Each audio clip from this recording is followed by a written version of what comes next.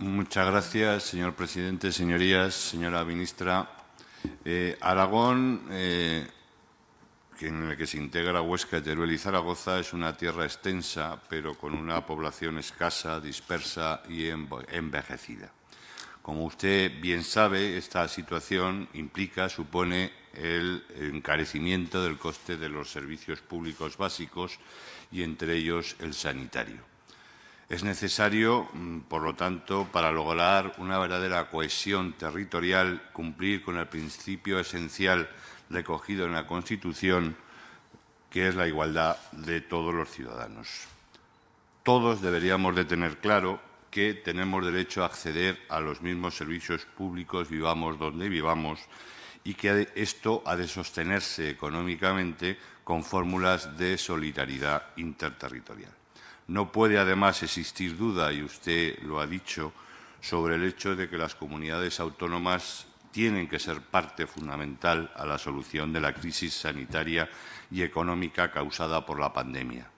En Aragón, gracias al esfuerzo de casi todos los partidos políticos con representación en las Cortes de Aragón, con los agentes sociales y con la FAM, se ha logrado un pacto para la recuperación económica y social con una serie de medidas y propuestas necesarias para este fin, que creo que es el primero que se va a firmar en toda España, lo cual refuerza el hecho de que Aragón es una tierra de pactos. Para que ese pacto pueda llevarse a cabo, es absolutamente necesario, señora ministra, que el Gobierno de España tenga en cuenta dos cuestiones. La primera, la necesidad de ampliar el margen del déficit y la capacidad de endeudamiento de las comunidades autónomas para que éstas puedan aplicar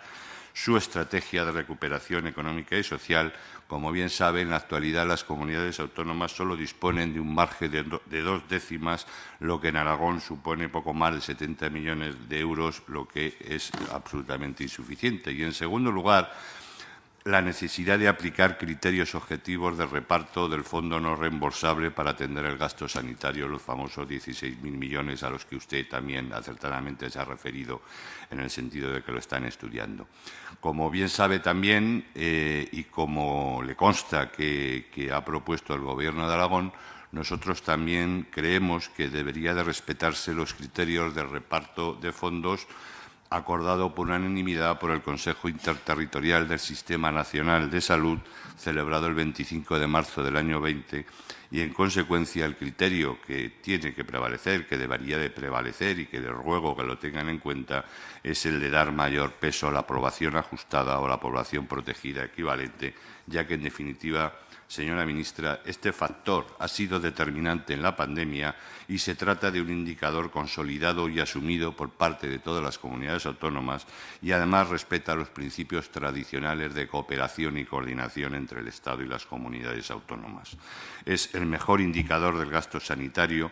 que es el que estima la población ajustada o, aún mejor, la población protegida equivalente. Por el contrario, desde nuestro punto de vista y por diversas razones que por evidentes razones de tiempo no puedo explicar, los PCRs realizados no es un indicador de gasto sanitario. Señora ministra, el partido aragonés está convencido que entiende y comprende las peculiaridades de nuestra tierra, de Aragón, y que las tendrá en cuenta. Muchas gracias.